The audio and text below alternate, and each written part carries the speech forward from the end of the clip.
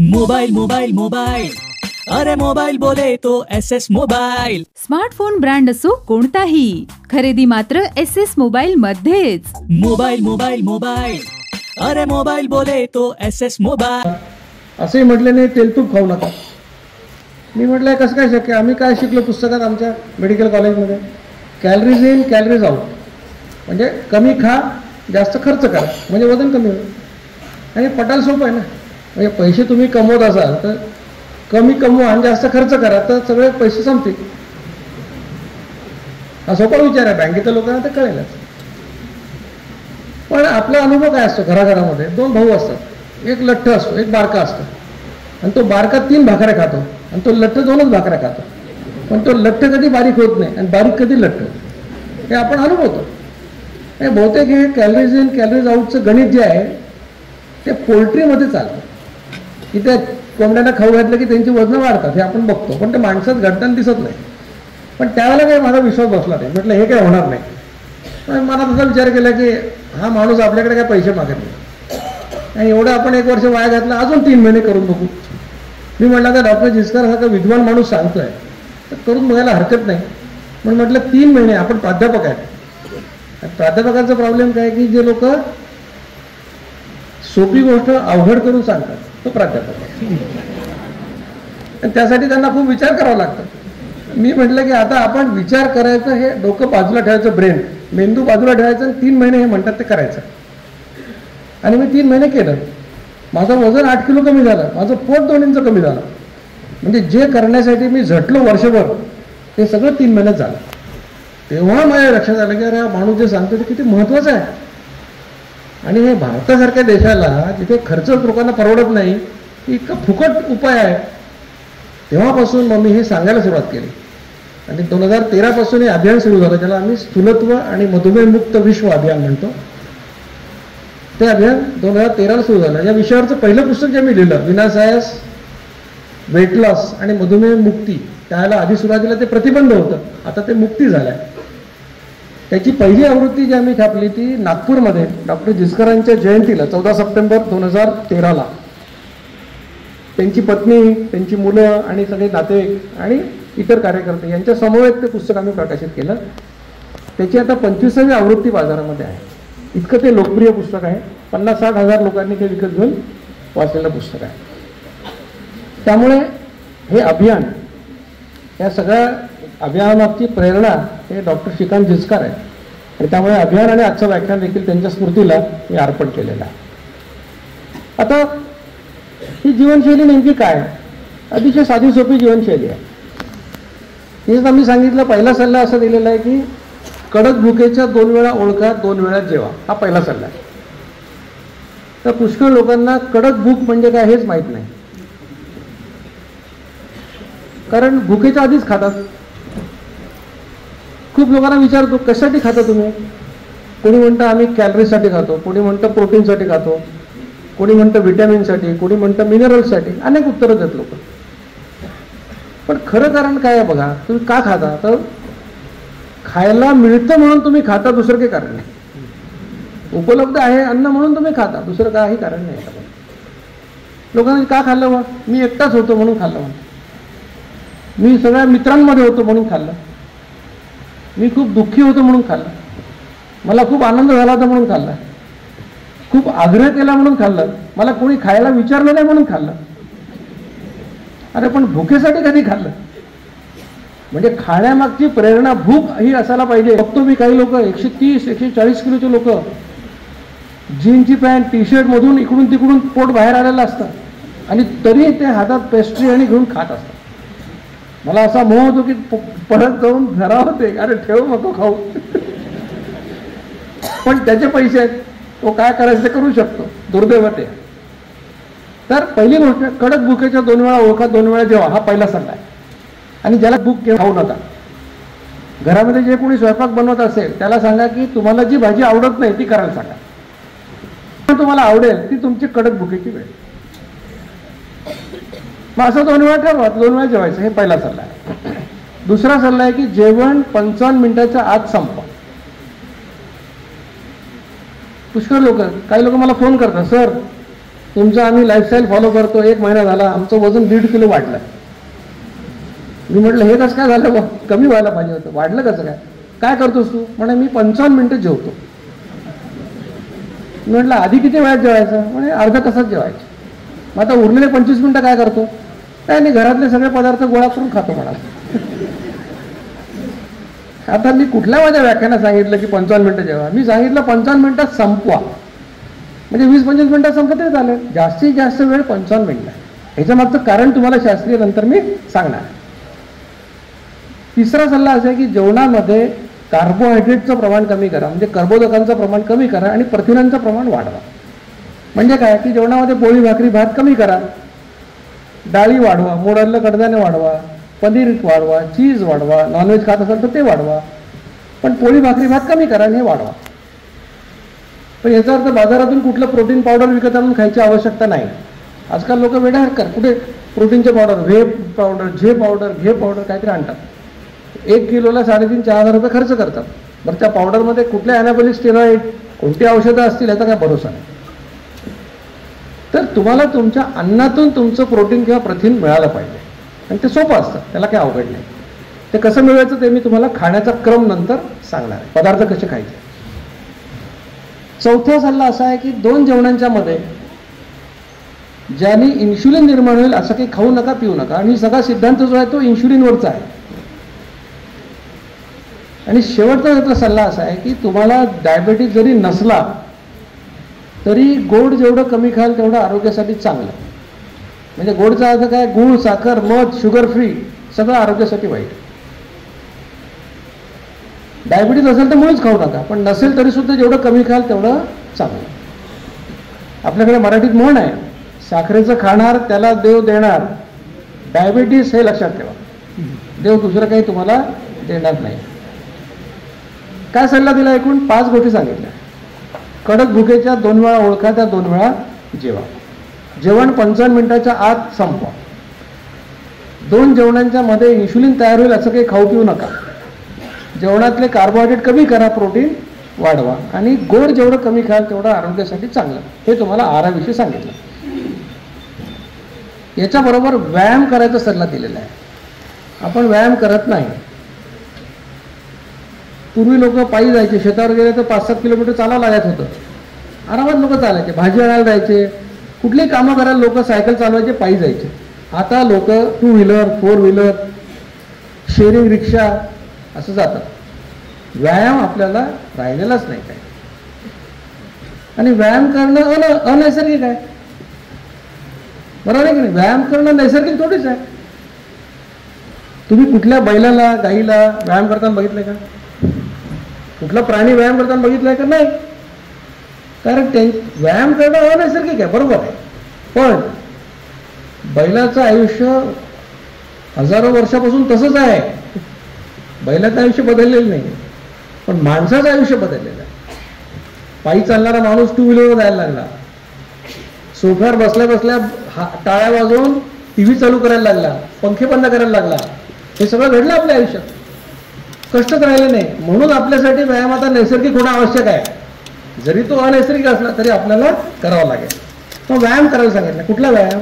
45 मिनिटात 4.5 किलोमीटर चाला. हा साधा सोपा व्यायाम आहे, चालायचं. आता ठीक आहे, सुरुवातीला तुमचं वजन जास्त आहे, गुडघे दुखतात, एवढं फास्ट नाही चालता येणार. ठीक आहे, सुरुवातीला वेळेकडे बघू नका, 4.5 किलोमीटर चाला. 1 तास लागेल, 1.25 तास लागेल, हरकत नाही. हळूहळू स्टॅमिना वाढेल, तुमचा उत्साह वाढेल, गुडघे दुखायचं कमी होईल, वजन कमी होईल. मग 45 मिनिटात होईल 4.5 किलोमीटर. मग काय करा, 100 मीटर चाला, 100 मीटर पळा. मग तुमचं 45 मिनिटात 6 किलोमीटर होईल. मग 10 किलोमीटरच्या मॅरेथॉनमध्ये भाग घ्या. मग 21 किलोमीटर पळा. मग 42 किलोमीटर पळा. तुमचं शरीर हे अद्भुत यंत्र आहे, याच्याकडे तुम्ही काही करू शकता. आमचे चिंतामणी बोडस म्हणून सांगलीचे आहे, आता त्यांचं वय 61 वर्ष. त्यांनी गेल्या 1.5 वर्षामध्ये 58 वेळा 21 किलोमीटरची मॅरेथॉन पळाली. 58 वेळा. आणि सुरू केव्हा केलं? 1.5 वर्षापूर्वी. पण हे घडू शकतं, तुमच्या बाबतीत घडेल. पण यासाठी काय पाहिजे? प्रॅक्टिस पाहिजे आणि पेशन्स पाहिजे, संयम पाहिजे. हे करता आलं, तू प्रॅक्टिस केली की होईल. आता ज्याला समजा सायकल चालवायची, सायकल चालवा आपण किती 12 ते 15 किलोमीटर, सायकल 4.5 नाही, चालायचं 4.5 किलोमीटर, सायकल 12-15 किलोमीटर. तुम्हाला समजा बाहेर जायचं नाही, घरातच बसायचं, हरकत नाही, तर सूर्यनमस्कार करा, पण किती 45, ते पण चालेल. आता काही लोक म्हणतात आम्हाला नाही, आम्हाला खुर्चीवरच बसून आम्ही कुठे जाऊ शकत नाही, आम्ही उभे राहू शकत नाही, त्यांच्यासाठी पण एक व्यायाम आहे. ते बॉक्सिंग करणारे लोक बघा पंचिंग बॅग आणतात, ते वाळूची पिशवी असते, त्याला लटकवून ठेवा तुमच्या समोर, तुमच्या हातात ते ग्लोव्ज घाला बॉक्सिंगचे, आणि त्या बॅगवर काय करा, जो माणूस तुम्हाला आवडत नाही त्याचा फोटो चिकटवा. आता बायको नवऱ्याचं लावेल, नवरा बायकोचं लावेल, आणि त्याला ठोकून काढा 45 मिनिटं. मग दिवसभर भांडायचं काम नाही, एकदाच काहीतरी निपटून टाकायचं.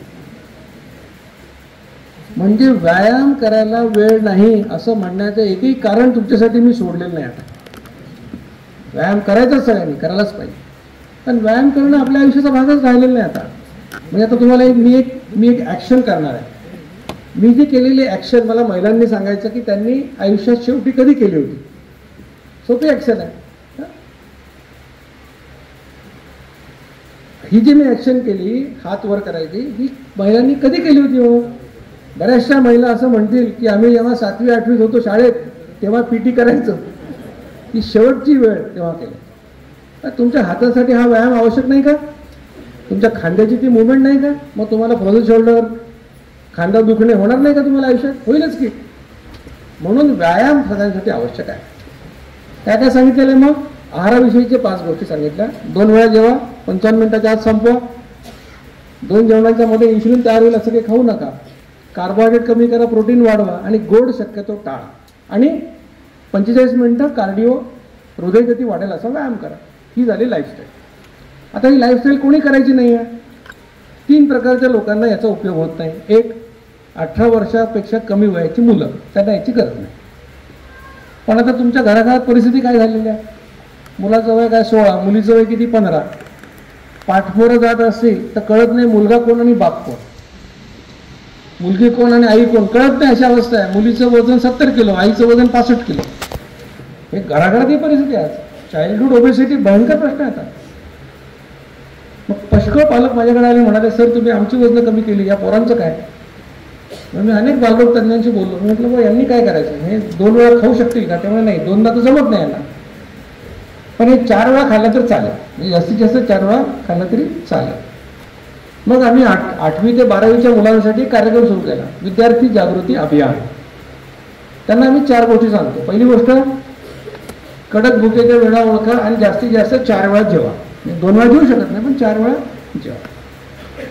दुसरं त्यांना आम्ही सांगतो की गोड जेवढं कमी खाल तेवढंच चांगलं, कारण गोडाचा आरोग्याला काही उपयोग नाही. तुम्ही एकही कण साखर न खाता 100 वर्ष निरोगी आयुष्य जगू शकता, पण ठीक आहे, नॉन डायबिटिक असेल तर खाऊ शकतो. तिसरी गोष्ट, कोल्ड्रिंकला कधी हात लावू नका. आता मी 4 लोकांना इथे बोलवलं स्टेजवर, आणि वाटीमध्ये 55 ग्रॅम साखर दिली आणि चमचा दिला आणि म्हटलं खा. किती लोक खातील? लोक म्हणतील काय मूर्खपण आहे, कोण खाणार आहे 55 ग्रॅम? पण याच 4 लोकांना मी काय केलं, 500 मिलीलिटरचं कोल्ड्रिंक प्यायला दिलं. पितील की नाही सगळं? तेवढंच मूर्खपणाचं.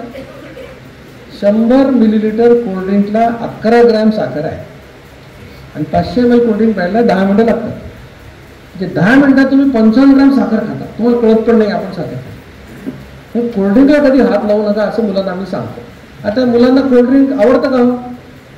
तुम्ही जेव्हा त्यांना पहिल्यांदा कोल्ड्रिंक पाजता घरात, आवडतं कुठल्या मुलाला? मी एकही मुलाला कोल्ड्रिंक आवडलेलं बघितलेलं नाही.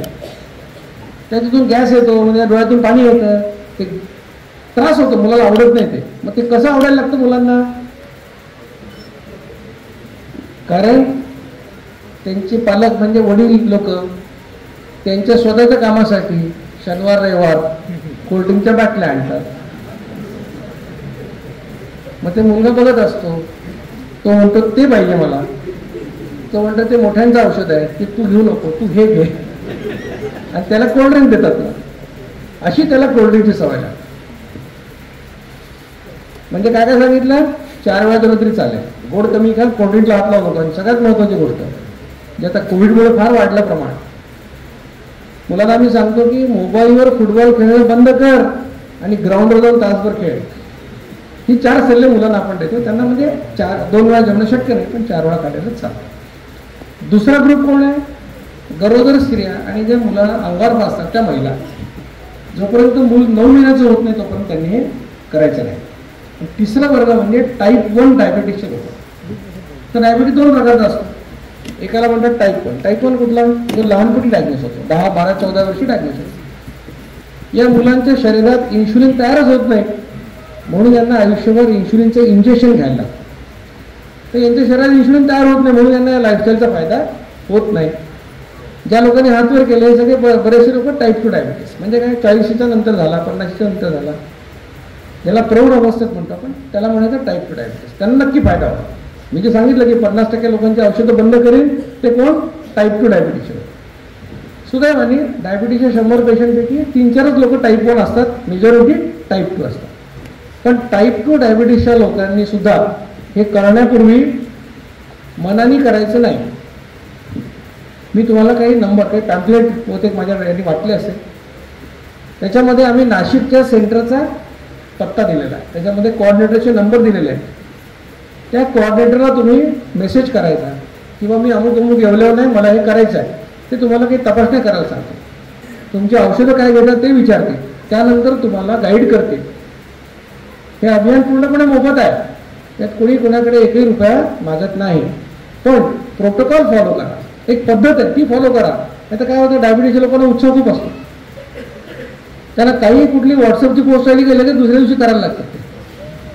मागे एकदा व्हॉट्सअपवर पोस्ट आली होती. काय पोस्ट होती? कारल्याचा रस करा, परातीमध्ये ठेवा, त्याच्यात पाय बुडवून बसा आणि तोंडात कडू चव आली की डायबिटीस गेला. आणि येवल्यामध्ये कारली मिळणं मुश्किल झालं. आता लोक मूर्ख आहेत का की जे आजार लोक म्हणतात हे की तुम्ही याच्यावर औषध काढलं तर नोबेल पुरस्कार मिळेल, त्या आजारासाठी कारल्याच्या रसात पाय बुडवून बसलं तर काय बरं होणार आहे का? पण ते फ्रस्ट्रेट झाले, निराश झाले. त्यांना आम्ही सांगितलं तू कधीच बरा होणार नाही. आम्ही काय सांगितलं, आयुष्यभर तुला औषध घ्यावं लागेल. मग तो काय विचार करतो की आयुष्यावर औषध घ्यायचंच आहे, तर मग 2 गुलाबजाम खातो, एखादी गोळी जास्त घेतो, त्याचं काय चूक आहे? मग त्याला जर आम्ही सांगितलं असतं की हा तुझा जीवनशैलीमुळे झालेला आजार आहे, तर जीवनशैली सुधारली तर तो बरा होईल, तुला औषधाची गरज पडणार नाही, तर मग त्याने ते केलं असतं. तर मनाने करायला जाऊ नका. काही वेळा काय होतं की तुमची औषधं दिवसातून 3 वेळा असतात आणि माझं ऐकून तुम्ही 2दा जेवायला सुरुवात केली, तर जेवणार 2दा आणि औषध 3दा जर घेतलं तर औषध घेतलं आणि खाल्लं नाही तर काय होईल? साखर कमी होईल, हायपोग्लायसेमिया म्हणतात त्याला, चक्कर येईल, रस्त्यात कुठेतरी पडाल, मराल. पण त्याला डॉक्टर दीक्षित जबाबदार नाही. म्हणून प्रोटोकॉल फॉलो करायचं. जे नंबर देणार आहे त्या नंबरवर संपर्क करायचा, तुम्हाला मार्गदर्शन मिळेल. तर ही तुम्हाला मी जीवनशैली सांगितली, कोणी करायची नाही हे पण सांगितलं. ते जीवनशैली मागचा सिद्धांत काय? सिद्धांत असा आहे की तुमच्या शरीरामध्ये इन्शुलिन नावाचा एक हॉर्मोन, त्याला मराठीत संप्रेरक असं म्हणतात, तो असतो. या इन्शुलिनचं प्रमाण जेव्हा वाढतं तेव्हा तुम्ही लठ्ठ होता, मग तुम्हाला इन्शुलिन रेझिस्टन्स येतो आणि मग टाईप 2 डायबिटीस होतो, असा हा सिद्धांत आहे. आता हे सगळं इन्शुलिनमुळे घडतं की इन्शुलिनची लेवल वाढली तर हे सगळे प्रकार होतात. मग इन्शुलिन निर्माण कसं होतं शरीरात हे आपण बघूया. तुमच्या शरीरामध्ये पोटात डाव्या बाजूला एक ग्रंथी आहे, ज्याला मराठीमध्ये स्वादुपिंड आणि इंग्रजीमध्ये पॅन्क्रियाज असं म्हणतात. या पॅन्क्रियाजमधून इन्शुलिन तयार होतं. हे इन्शुलिन शरीरात निर्माण होण्याचे 2 मार्ग आहेत, 2 प्रकार तयार होतात. एका प्रकाराला म्हणतो बेसलाईन सिक्रिशन किंवा पायाभूत स्त्राव. म्हणजे काय? 24 तास तुमच्या पॅन्क्रियाजमधून थोडं थोडं थोडं इन्शुलिन निर्माण होतं. 24 तास. किती निर्माण होतं? तर एका दिवसामध्ये 24 तासामध्ये 18 ते 32 युनिट एवढं तयार होतं. याचं वैशिष्ट्य काय? याचं वैशिष्ट्य असं की हे सुरू करणं बंद करणं तुमच्या हातात नाही, हे तुमच्या नियंत्रणाच्या बाहेर आहे. ते निर्माण होत राहणार, जिवंत राहण्यासाठी आवश्यक आहे. इन्शुलिन निर्माण होण्याचा दुसरा मार्ग असा आहे की प्रत्येक वेळेला तुम्ही काही खा, इन्शुलिन तयार होतं.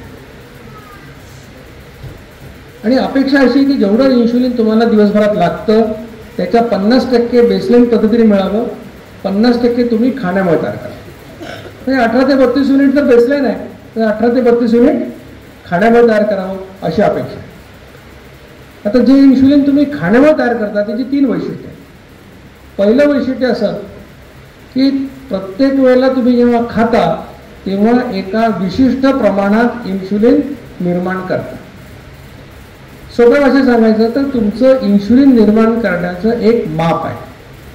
म्हणजे सोप्या भाषेत तुम्हाला 4 लोकांना बोलवलं, इथे शेंगदाणे ठेवले आणि सांगितलं मुठभर शेंगदाणे घ्या. सगळ्यांना सारखे येतात का? प्रत्येकाची मूठ वेगवेगळे, कोणाला थोडे कोणाला जास्त येते. तसं तुमचं इन्शुलिन निर्माण करण्याचं माप आहे. कोणाचं 2 युनिटचं आहे, कोणाचं 4चं आहे, कोणाचं 10चं आहे, कोणाचं 12चं आहे. प्रत्येकाचं वेगवेगळं आहे. म्हणजे या 4 लोकांना बोलवलं आणि 100 ग्रॅमचं सफरचंद खायला दिलं प्रत्येकाला, तर ज्याचं माप 2 युनिटचं आहे तो 2 तयार करेल, ज्याचं 5चं आहे तो 5 करेल, ज्याचं 10 आहे तो 10 करेल. हे पहिलं वैशिष्ट्य की खाल्लं की एक माप इन्शुलिन पडणार.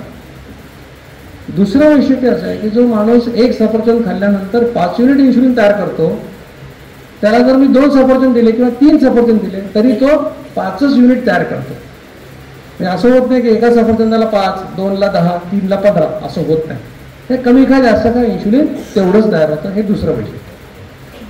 तिसरं वैशिष्ट्य असं की इन्शुलिन निर्मिती ही एक चक्राकार सायक्लिकल प्रोसेस आहे. 10 मिनिटाला ते पहिला पीक येतो, 55 मिनिटाला दुसरा पीक येतो, मग ते 3.5 तासामध्ये बेसलाईनला जातात. आता इन्शुलिन निर्माण करण्यासाठी जे रॉ मटेरियल लागतं, एकदा इन्शुलिन तयार झालं की त्याचा साठा संपतो, मग ते पुन्हा गोळा करायला आपल्या पेशींना वेळ लागतो. तो वेळ जवळपास 55 मिनिटाचा. याचा व्यवहारामध्ये अर्थ काय की 55 मिनिटामध्ये जेवण संपलं तर इन्शुलिन एकदा तयार होतं आणि 55 मिनिटापेक्षा जास्त वेळ लावला तर ते पुन्हा तयार होतं.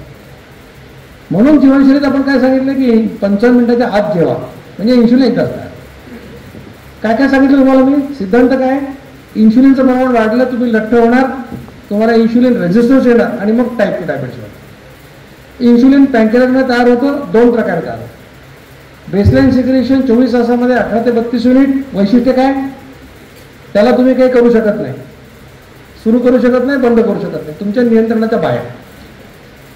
खाल्ल्यामुळे जे इन्शुलिन तयार होतं अपेक्षा काय की तुम्ही 18 ते 32 युनिट तयार करावं दिवसात. त्याची 3 वैशिष्ट्य. प्रत्येक वेळेला खाल्लं की एक माप इन्शुलिन पडणार, कमी का जास्त का तेवढंच पडणार. एकदा पडलं की 55 मिनिटं परत येणार नाही. इथपर्यंत सगळे लोक माझ्यावर आले इन्शुलिन निर्मितीबद्दल. आता इन्शुलिनचं काम काय ते समजून घे. ते खाल्ल्यानंतर निर्माण होतं. का बरं असं? तुम्ही ते काही अन्नपदार्थ सगळे खाता, तर तुम्ही पोळी भाकरी भाजी भात लोणचं चटण्या गोड पदार्थ सगळं खाता. आता कितीही खाल्लं आणि काही खाल्लं तरी शेवटी 3च पदार्थ तुम्ही खाता. ते 3 घटक कुठल्या अन्नातले? कार्बोहायड्रेट म्हणजे कर्बोदक, प्रोटीन्स म्हणजे प्रथिनं आणि फॅट्स म्हणजे चरबी. 3च गोष्टी खाता. याचं प्रमाण प्रत्येक पदार्थ वेगवेगळं असतं. तुम्ही गहू खाल्ला त्याच्यामुळे तुम्हाला 70% कार्बोहायड्रेट आहे, 10% प्रोटीन. तुम्ही डाळी खाल्ल्या तर 60% कार्बोहायड्रेट, 20% प्रोटीन. तेल खाल्लं तर 100% तुम्हाला चरबी मिळेल. पण काही किती का शेवटी 3च गोष्टी खातात. हे अन्नपदार्थ खाल्ल्यानंतर त्याचं जेव्हा पचन होतं, ते पचन झाल्यानंतर रक्तामध्ये जे पोषक घटक येतात, कर्बोदकांचं रूपांतर होतं ग्लुकोजमध्ये, प्रथिनांचं रूपांतर होतं अमायनो ॲसिडमध्ये आणि चरबीचं रूपांतर होतं फॅटी ॲसिडमध्ये. काही किती का शेवटी रक्तामध्ये अन्नपचन झाल्यावर हे 3 पोषक घटक येतात. अमायनो ॲसिड, ग्लुकोज आणि फॅटी ॲसिड, 3 गोष्टी येतात. या पोषक घटकांचा वापर करणं हे इन्शुलिनचं काम आहे. म्हणून ते खाल्ल्यानंतर निर्माण होतं. आता तुमचं शरीर जे आहे ते कोट्यवधी पेशींचं बनलेलं आहे. पेशी म्हणजे काय? शरीराचा सगळ्यात लहान घटक म्हणजे पेशी. जसं आता हे ऑडिटोरियम आहे, याच्या भिंतीमध्ये काय वीट आहे, बरोबर? तर वीट म्हणजे आपली पेशी. हे ऑडिटोरियम विटांमुळे तयार झालं, तसं आपलं शरीर पेशींमुळे तयार झालं. आता या प्रत्येक पेशीला काम करायला, जिवंत राहायला ऊर्जा लागते आणि सगळ्या पेशींची ऊर्जेची गरज आपण एकत्र केली तर ती आपली दैनंदिन ऊर्जेची गरज तयार होते. आता आम्ही असं म्हणतो की आपल्याला दिवसामध्ये सरासरी 2000 कॅलरी ऊर्जा लागते, सरासरी 2000. आता ज्याचं वजन जास्त आहे त्याला जास्त लागेल, जो जास्त अंग मेहनतीचं काम करतो त्याला जास्त लागेल, पण सरासरी 2000 कॅलरीज ऊर्जा लागते. आता शरीर ही ऊर्जा कशी मिळवतं? तुम्हाला जर घरामध्ये पोळी भाजायची असेल, तुम्हाला काय करावं लागतं? गॅस पेटवावा लागतो. काही लोकांच्या घरी चुली असते, त्याच्यात लाकड जाळायला लागतं. तुम्हाला गाडी चालवायची असेल तर पेट्रोल डिझेल जाळायला लागतं. म्हणजे काहीतरी इंधन जाळल्याशिवाय ऊर्जा मिळत नाही. मग शरीरामध्ये काय इंधन जाळले जातात? तर शरीराकडे जाळण्यासाठी 2 इंधन आहेत. पहिलं इंधन आहे ग्लुकोज. तुम्ही जर 1 ग्रॅम ग्लुकोज जाळला तर तुम्हाला 4 कॅलरी ऊर्जा मिळते. दुसरं इंधन आहे फॅटी ॲसिड किंवा चरबी. तुम्ही जर 1 ग्रॅम फॅटी ॲसिड जाळला तर तुम्हाला 9 कॅलरी ऊर्जा मिळते. म्हणजे ग्लुकोज जाळला तर 1 ग्रॅमला 4 कॅलरी, फॅटी ॲसिड जाळला तर 1 ग्रॅमला 9 कॅलरी. मग तुम्ही जर पेशी असाल तर तुम्हाला काय जाळायला आवडेल? ग्लुकोज जाळायला आवडेल का फॅटी ॲसिड? फॅटी ॲसिड जाळायला आवडेल, कारण जास्त ऊर्जा मिळते. तसं शरीराच्या सगळ्या पेशींना फॅटी ॲसिड जाळायला, चरबी जाळायला आवडतं. याला अपवाद आहे मेंदूच्या पेशींचा. मेंदूच्या पेशींना फॅटी ॲसिड आवडत नाही, त्यांना ग्लुकोज आवडतं. म्हणून तुमच्या रक्तामध्ये असलेल्या ग्लुकोजपैकी 70-80% ग्लुकोज मेंदूच्या पेशी वापरतात. आता तुम्हाला असं वाटेल की तुम्ही अन्न खाल्लं, त्याचं पचन झालं, त्याच्यामध्ये पोषक घटक रक्तामध्ये आले. आता हे रक्त काय करतं? सगळ्या शरीरात फिरतं, संचार करतं, प्रत्येक पेशीपाशी जातं. आता काय व्हायला पाहिजे? रक्तातलं ग्लुकोज पेशीत गेलं पाहिजे आणि पेशीने वापरलं पाहिजे असं तुम्हाला वाटेल. आता मी तुम्हाला दोन इंधनं सांगितली, ग्लुकोज आणि फॅटी ॲसिड. आता याच्यामध्ये आधी कुठलं वापरायचं, नंतर कुठलं वापरायचं याचा प्राधान्यक्रम पण आहे. कुठलं आधी वापरायचं याचं प्रायोरिटी पण ठरलेली आहे. आता मग तुम्हाला मी काय केलं की एक अर्धा किलो पेढ्याचं पाकिट दिलं आणि अर्धा किलो फरसाणचं पाकिट दिलं. ठीक आहे, 2 गोष्टी दिल्या. ह्याच्यातलं कुठलं तुम्हाला आधी संपवावं लागेल? 2 पैकी पेढा संपवावा लागेल, कारण दुधाचा पदार्थ टिकत नाही, 2-3 दिवसात खराब होईल, मग ते आधी खावं लागेल. म्हणजे जी गोष्ट साठवता येत नाही ती लवकर संपवायला लागते.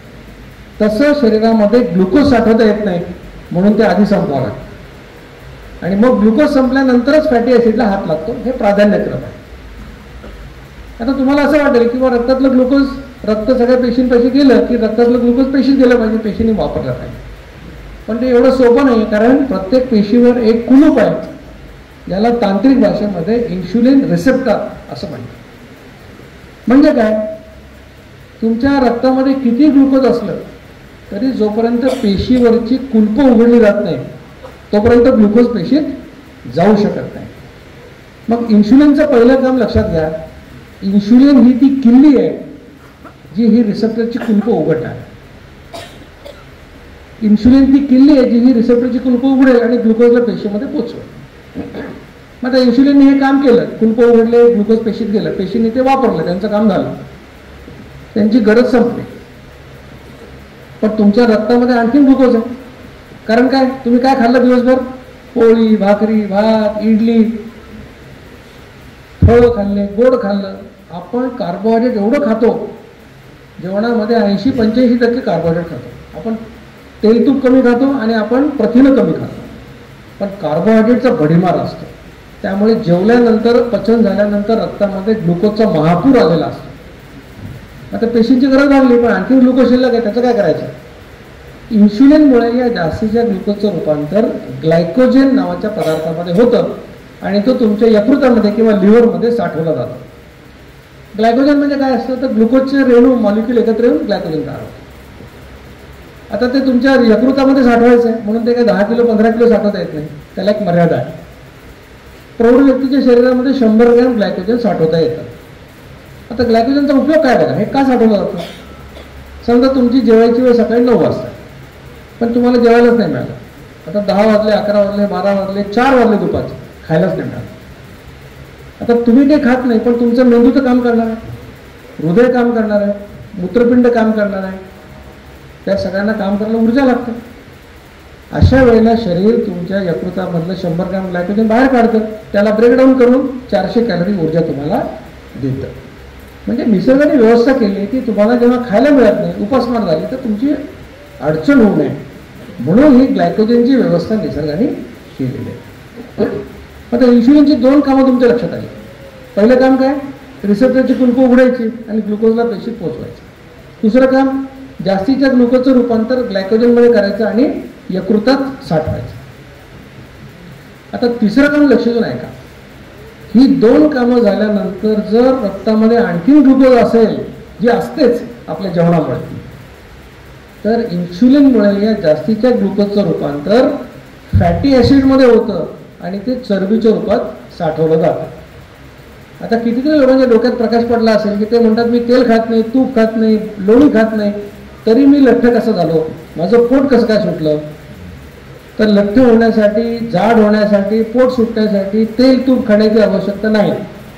ते काम तुम्ही पोळी भाकरी भात खाऊन करू शकता. कारण त्या पोळीमध्ये, भातामध्ये, भाकरीमध्ये जे ग्लुकोज होतं त्याचं रूपांतर चरबीत केलेलं आहे. कुणी केलं? इन्शुलिनने केलं. म्हणजे या गोष्टीमधला खलनायक कोण आहे, विलन कोण आहे? इन्शुलिन आहे. मग मी जो तुम्हाला सिद्धांत सांगितला त्याच्या पहिल्या भागापर्यंत आपण आलो. काय सांगितलं मी? इन्शुलिन वाढलं की तुम्ही लठ्ठ हो, तुमचं वजन वाढणार, इथपर्यंत आपण आलो. आता पुढच्या दोन गोष्टी कशा होतात? इन्शुलिन रेझिस्टन्स आणि टाईप 2 डायबिटीस. हे कसं होतं? यासाठी आपल्याला माणसाच्या इतिहासात जावं लागेल. माणूस जेव्हा पृथ्वीवर आला तेव्हा आपण घरांमध्ये राहत नव्हतो, आपण जंगलात राहायचो. बाकीचे प्राणी कशा राहतात तसे आपण जंगलात राहत होतो. आणि किती वर्ष जंगलात राहिलो आपण? 6 लाख वर्ष जंगलात. काय खूप मोठं काय, 6 लाख वर्ष जंगलात राहिलो आपण. गेली 10,000 वर्ष आम्ही जंगलाच्या बाहेर. या 10,000 वर्षापैकी 6,000 वर्ष आम्हाला शेती करता येते. म्हणजे हे पोळी भाकरी भात हे 6,000 वर्षापूर्वीच आहे फक्त. आणि आपला इतिहास काय? 6 लाख वर्ष जंगलात काय. मग आपल्याला संस्कार कुठले आहेत? जंगली प्राण्याचे आहेत. बरोबर. 6 लाख वर्ष कुठे, 6,000 वर्ष कुठे? जसं तुम्ही मुलाला पाठवता 11-12 लातूरला शिकायला, त्याच्यावर संस्कार कुठले आहेत? घरचेच आहेत ना. तसं आपल्यावर संस्कार जंगली प्राण्याचे आहेत. मग जंगलात राहायचे तर खात काय होते तुम्ही? शेती येत नव्हती, पोळी भाकरी भाताचा प्रश्नच नाही. मग काय खात होते? जसं इतर प्राणी खातात तसंच तुम्ही खात होते. म्हणजे काय? दुसऱ्या प्राण्याला मारायचं आणि खायचं दुसरं काही तुम्हाला येत नव्हतं, काहीच येत नव्हतं दुसरं. मग दुसऱ्या प्राण्याला मारून खायचं असेल तर त्याच्या मागे पळावं लागेल. तर ते 8:30 वाजता हरिण येणार समोर आणि म्हणाल बॉस तुम्हाला ब्रेकफास्ट टाइम हो गया. निसर्ग एवढा दयाळू नाही, क्रूर आहे का? म्हणून सर्वात द फिटेस्ट आहे. मग नुसतं पळून चालत नाही, त्याच्यापेक्षा जोरात पळावं लागेल. तर एवढं करून त्याला मारलं तर नशीब चांगलं पाहिजे. एखादा वाघ किंवा सिंह मागून येईल पळत, त्याला ते हरिण पाहिजे तर काय करावं लागेल? पळून जावं लागेल. अशी तुमची खाण्यापिण्याची अवस्था असेल रोजची, तर तुम्हाला सकाळी उठल्या उठल्या चहा, मग नाश्ता, मग काय चहा पुन्हा, मग दुपारचं जेवण, मग पुन्हा आणखी काहीतरी स्नॅक्स, मग पुन्हा रात्री जेवण, मग कुठेतरी जाऊन आईस्क्रीम, मग कुठेतरी मसाला पान. हे सगळं जमणार का आयुष्य? खायलाच मिळत नव्हतं. आज खायला मिळालं तर पुढचं मिळालं 10 दिवस, 15 दिवस, 20 दिवस लागत होते. कधी कधी तर मिळत नव्हतं, लोक मरत होते उपाशीनं, खायलाच मिळत नव्हतं. अशी आपल्या जगण्याची अवस्था होती. त्यामुळे माणसाचं शरीर आणि माणसाच्या पेशी या उपाशी राहण्यासाठी निर्माण झालेल्या आहेत, भरपूर खाण्यासाठी निर्माण झालेल्या नाहीत. त्यामुळे जगात जेवढे लोक आज उपाशी राहून मरतात त्याच्या शेकडोपट जास्त लोक हे जास्त खाऊन किंवा चुकीचं खाऊन मरतात. आपलं फिजिओलॉजिकल सायकल काय होतं तेव्हा? Fisting and fasting. म्हणजे काय? मिळेल तेव्हा पोटभर खाऊन घ्या. 2000 कॅलरीज लागतात ना, 5000 कॅलरीज खा. उरलेल्या कॅलरीजचं रूपांतर चरबीत करा आणि पुढचे 15 दिवस खायला मिळणार नाही तेव्हा ती चरबी जाळा. असं आपलं लाईफ सायकल होतं आणि ते चाललं व्यवस्थित. कुठपर्यंत चाललं? शेती सुरू करेपर्यंत नीट चाललं. शेती सुरू झाल्यानंतर स्वतः चाललं, कारण आपण 2च वेळा खातो. बिघडलं केव्हा? 350-400 वर्षापूर्वी इंग्रज भारतामध्ये आले आणि त्यांनी काय केलं? सुरुवातीला त्यांनी चौकामध्ये चहा वाटायला सुरुवात केली फुकट. त्यांना माहिती होतं भारतीय मनोवृत्ती की फुकट दिलं तर हे 20 सुद्धा घेते. आता त्यांनी फुकट चहा पाजला तर आपल्या पूर्वजांनी 2-2 कप पिला असा. आज तोच चहा तुम्ही 600 रुपये किलो विकत घेता. बरोबर. आता चहा नव्हता तर बिस्किट नाही, ब्रेड नाही, खारी नाही, टोस्ट नाही, समोसा नाही, काही नव्हतं. लोक 2 वेळा जेवायचे आणि मग सगळं बिघडलं. आता काय झालं? झालं आपलं फिस्टिंग अँड फिस्टिंग. दिवसभर लोक खातात असतात, कुठेही गेले तर दिसलं की खातात. म्हणून फिस्टिंग आणि फिस्टिंग झालं. पेशींना काय होतं की इन्शुलिन हा त्यांच्यासाठी पावणा होता. का बरं? कारण खाल्ल्यावर यायचा. आणि खाणं केव्हा व्हायचं? 8 दिवसांनी, 10 दिवसांनी, 15 दिवसांनी. मग तो 8 दिवसांनी 10 दिवसांनी आला पाहुणा, निघून जायचं काम झालं की. आता तुमच्याकडे येवल्याला पाहुणा आला. येवला फार प्रसिद्ध शहर आहे, मला खूप माहिती मिळाली. इथले रंगपंचम फेमस आहे, इथलं पतंग किंवा संक्रांत फेमस आहे. या बँकेचं देखील जे उद्घाटन झालं, सुरुवात झाली त्यावेळेला अटल बिहारी वाजपेयी आणि हेडगेवार आले होते असंही मला सांगितलं. 1944 सालची गोष्ट. तर फेमस शहर आहे. इथे तुमच्याकडे कोणी आलं नाही. आता पैठणीसाठी फेमस आहे. कोणी तुमच्याकडे पाहुणा आला, तुम्हाला आनंद होतो. तुम्ही त्याला सगळं हे खाऊगल्ली वगैरे दिसली मला, ते बोटिंगचं पण दिसलं काही, हे सगळं तुम्ही त्याला मजा करून इकडे तिकडे फिरून आणलं, शिर्डी दाखवून आणलं, सगळं झालं. आता पाहुणा काय म्हटला होता, मी 4 दिवसाकरता येणार आहे, एवढं तुम्हाला आनंद झाला. पण हा पाहुणा राहायला 4 महिने आला होता. 4 दिवसाकरता राहायला किती? 4 महिने. तर त्यावेळेला तर काही बोलता येत नाही. नंतर अतिथी देवो भव संस्कृतीमध्ये असं सांगितलेलं आहे, तेव्हा काय बोलता येत. पण पुढच्या वेळेला जेव्हा तो फोन करतो तुम्हाला की मी भाऊ तुझ्याकडे येणार आहे, तुम्ही काय म्हणता? येऊ नको, मी दुसऱ्या गावाला जाणार आहे म्हणता की नाही? हा तुमचा पाहुण्यासाठीचा रेजिस्टन्स आहे, विरोध आहे की पाहुण्याने पाहुण्यासारखं राहायला पाहिजे. आता पेशींना काय वाटतं की इन्शुलिन पाहुणा आहे, खाल्लं की येतो, नंतर निघून जातो. आता सध्याची परिस्थिती काय? सकाळी उठल्यापासून झोपेपर्यंत माणूस 15 वेळा खातो. चहा अर्धा चमचा साखर टाकून चहा पिला तरी माप तर पडलं. कुठेतरी जाऊन ते एक सफरचंद खाल्लं तर एक माप पडलं. काही लोक बाजारामध्ये भाज्या घ्यायला जातात, परत येईपर्यंत त्यांचं अर्ध पोट भरलेलं असतं. काकडी दाखवली त्याने, म्हणतो काटके दिखाओ. सफरचंद दाखवला, थोडा टेस्ट करके दिखाओ. अंगूर दिले, 4 खाऊन बघतो. याला वाटतं मी त्याला फसवलं, मग तू येड्या तूच फसला, इतक्या वेळ इन्शुलिन तयार केलं. म्हणजे सकाळी उठल्यापासून झोपेपर्यंत 15 वेळा इन्शुलिन तयार केलं. बरं, त्याचं माप आहे फक्त 10 युनिटचं. म्हणजे किती युनिट तयार केलं? 150 युनिट तयार केलं. लागतं किती? 18 ते 32 युनिट. यांनी 150 तयार केलं. आता ते खालीच जात नाही, त्या पेशी त्रस्त होतात. हे कधी खाली जाणार? त्या बिचाऱ्या वाट बघतात की आषाढी कधी येते,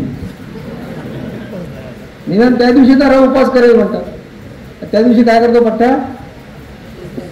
15 दिवस आधीपासून मी लोक बघितले कॅलेंडरवर लिहून ठेवतात, त्या दिवशी काय खायचं. रताळ्याचा शिरा कधी खायचा, बटाट्याचे काप कधी खायचे, राजगिराची वडी कधी खायची, खजुराचे लाडू कधी खायचे, हे सगळं लिहून ठेवतात. एकही गोष्ट मिस व्हायला नको. म्हणजे इतर दिवशी 150 युनिट, त्या दिवशी 200 युनिट इन्शुलिन टाकतो. पेशी म्हणतात हा काही सुधरत नाही, आता जिवंत राहायचं तर आपल्याला सुधरावं लागेल. त्या काय करतात? जसं एखादा माणूस आपल्याला आवडत नाही, समोरून येत असेल, आपण काय करतो? तोंड वळून दुसरीकडे निघून जातो, नको आहे दर्शन. तसं पेशी त्यांची तोंड वळवायला लागतात, म्हणजे आकार बदलायला लागतात. आकार बदलतात तर त्या रिसेप्टरचा आकार बदलतो. रिसेप्टर काय? कुलूप आहे, त्याचा आकार बदलतो. सोप्या भाषेत सांगायचं, तुमच्या घराला कुलूप आहे, त्याच्यावर मी 10 वेळा हातोडा मारला. आता काय होतं? त्या कुलपाला पोचे पडतात. आता त्याला किल्ली बसत नाही, बरोबर? बिघडलं तुम्ही. मग त्या माणसाने हे खाल्लं की ग्लुकोज आहे, आता ती इन्शुलिनची किल्ली प्रयत्न करते कुलूप उघडायचा, पण आता काय झालंय? कुलूप बिघडलं. मग ते ग्लुकोज काही पेशीत जात नाही, पेशी उपाशी. मेंदूला मेसेज जातो आम्हाला खायला मिळत नाही. मेंदू रक्तामध्ये बघतोय, म्हणतो अरे बापरे एवढं मोठं ग्लुकोज आहे, यांना काय मिळत नाही. मेंदू विचार करतो बहुतेक माझ्या किल्ल्या कमी आहे संख्येने, किंवा माझ्या किल्ल्या नीट काम करत नाही. आणि दोन्ही अवस्थांमध्ये मेंदू म्हणतो आता ठीक आहे, याचं 10 युनिटने काम होत नाही बहुतेक, याचं आता 20 युनिट इन्शुलिन टाकायला सुरुवात करायला पाहिजे. मग जो माणूस खाल्ल्यावर 10 युनिट इन्शुलिन टाकायचा, तो आता 20 युनिट टाकायला लागतो. याला म्हणतात इन्शुलिन रेझिस्टन्स. म्हणजे जे काम 10 युनिटमध्ये होत होतं त्याला आता 20 युनिट लागतं. मग जास्त इन्शुलिनमुळे धक्काबुक्की करून ग्लुकोज पेशी जायला लागतं. आणि असं 2-4 महिने चालतं. मग अजून कुलप बिघडतात, रेझिस्टन्स अजून वाढतो. मेंदू 20 ते 30 करतो, 30 ते 40 करतो, 40 ते 50 करतो. करता करता एक अवस्था अशी येते की रक्तामध्ये भरपूर ग्लुकोज आहे, भरपूर इन्शुलिन आहे, पण आता ही कुलप एवढी बिघडली, रेझिस्टन्स एवढा वाढला की ग्लुकोज काही पेशी जात नाही, रक्तामध्ये अडकून पडतं, लघवी वाटे बाहेर पडायला लागतं. आणि रक्तामध्ये एवढं ग्लुकोज असल्यामुळे शरीर दुसरं इंधन जे फॅटी ॲसिड तेही वापरू शकत नाही. मग त्याला ग्लुकोजही वापरता येत नाही, फॅटी ॲसिड वापरता येत नाही. मग शरीर नाईलाजाने तिसऱ्या इंधनाकडे वळतं. ते इंधन म्हणजे अमायनो ॲसिड. ते असतात कशात? प्रथिनांमध्ये. प्रथिनं कशात असतात? स्नायूंमध्ये, मसल्समध्ये. शरीर ऊर्जेसाठी कधी प्रथिनांचा वापर करत नाही. प्रथिनांचा वापर करणं म्हणजे घर गहाण ठेवण्यासारखं आहे. आणि माणूस घर गहाण का ठेवतो? नाईलाज असेल तर ठेवतो. सगळे पैसे संपले तर नाईलाजाने करतो. मग शरीर जेव्हा तुमच्या स्नायूमध्ये स्नायू पोखरून ऊर्जा मिळवतं तेव्हा तुमचं वजन कमी होतं. तुम्हाला 7-8 वेळा लघवीला जावं लागतं रात्री उठून. मग तुम्ही डॉक्टरकडे जाता. मग तुमची उपाशी पोटची साखर 300, जेवल्यावर 400, HbA1c 8, 10, 12 असा काही रिपोर्ट येतो. आणि मग आम्ही तुम्हाला टाईप 2 डायबिटीसचा शिक्का मागतो. तुमच्या लक्षात काय आलं? म्हणजे वजन वाढणे, इन्शुलिन रेझिस्टन्स आणि टाईप 2 डायबिटीस हे एकाच हायवेवरचे माइलस्टोन आहेत. आणि या सगळ्या मागचं कारण काय? इन्शुलिनची लेवल वाढणे हे याचं मागचं कारण आहे. बरोबर? मग आता इन्शुलिन वाढलं म्हणून हे प्रॉब्लेम झाले. मग आता उत्तर काय असायला पाहिजे प्रश्नाचं? अभ्यास केला नाही म्हणून नापास झाला. मग आता उत्तर काय प्रश्नाचं? अभ्यास कर. इन्शुलिन वाढलं, प्रॉब्लेम झाले. मग आता करायला काय पाहिजे? इन्शुलिन कमी कर. आता इन्शुलिन कमी करायचं आहे तर तुम्हाला माहिती आहे तयार कसं होतं. तुम्हाला सांगितलं मी. तर त्यातलं बेसलाईन सिक्रेशन आहे, त्याला तुम्ही काय करू शकता का? ते तुमच्या आवाक्याच्या बाहेर, ते नियंत्रणाबाहेर आहे, त्याला काय करतात. पण खाण्यामुळे जे इन्शुलिन तयार होतं ते तुमच्या नियंत्रणात आहे का? त्याच्यासाठी काय करू शकता का? मग आता उद्यापासून काय करणार? कमी खाणार की कमी वेळा खाणार? मोठ्याने सांगा. कमी वेळा खाणे हे आपल्या प्रश्नाचं उत्तर आहे. कमी खाणे हे नाही, पण कमी खाऊन जास्त करून इन्शुलिन तेवढंच येणार. मग इथपर्यंत सगळे लोक आले असाल तर लाईफस्टाईल समजायला किती सोपे? 2 वेळा खायला सांगितलं का? इन्शुलिन 2दा तयार करायचं. 2 वेळा का? अगदी तुम्ही देवाकडे जी प्रार्थना करता, काय प्रार्थना करतो माणूस? देवा मला 2 वेळचं खायला मिळू दे. हिंदीवाला काय म्हणतो? भगवान 2 वक्त की रोटी देना. तुम्हाला ऐकलं का असं म्हणतात ना? भगवान 4 वक्त की रोटी देना. असं कोण नाही ते. इतकं बेसिक आहे. मग म्हणून तुम्हाला आता लक्षात येईल की मग 2 वेळा का जेवायचं? 55 मिनिटात का संपवायचं? कारण इन्शुलिनचं माप एकदाच पाडायचं आहे. 55 पुढे 2 टाकायचं. मग हे तुम्हाला आता मी सगळं लाईफस्टाईलविषयी सांगितलं. आता यात खायचं काय हे महत्वाचं आहे.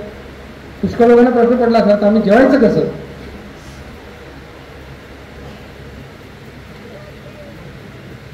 जेवणात आता तो त्यासाठी तुम्हाला काय माहिती पाहिजे की तुम्ही नॉन डायबेटिक आहे, प्री डायबेटिक आहे की डायबेटिक आहे.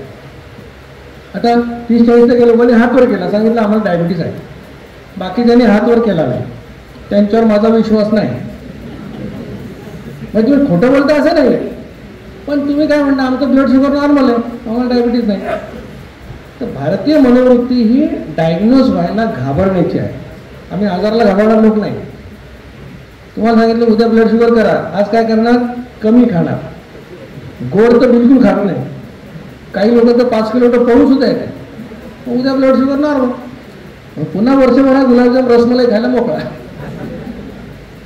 तर तुम्हाला हे माहिती पाहिजे तुम्ही नॉन डायबेटिक आहे, डायबेटिक आहे, प्री डायबेटिक. यासाठी तुम्हाला 2 तपासण्या महत्त्वाच्या असतात. एक आहे HbA1c. जे डायबिटीसच्या लोकांना माहिती आहे, डॉक्टर त्यांना 3-3 महिन्याला करायला लावतात. 3 महिन्याचं सरासरी ब्लड ग्लुकोज 5.6 पर्यंत नॉर्मल असतं. 5.7 ते 6.4ला प्री डायबिटीस म्हणतात.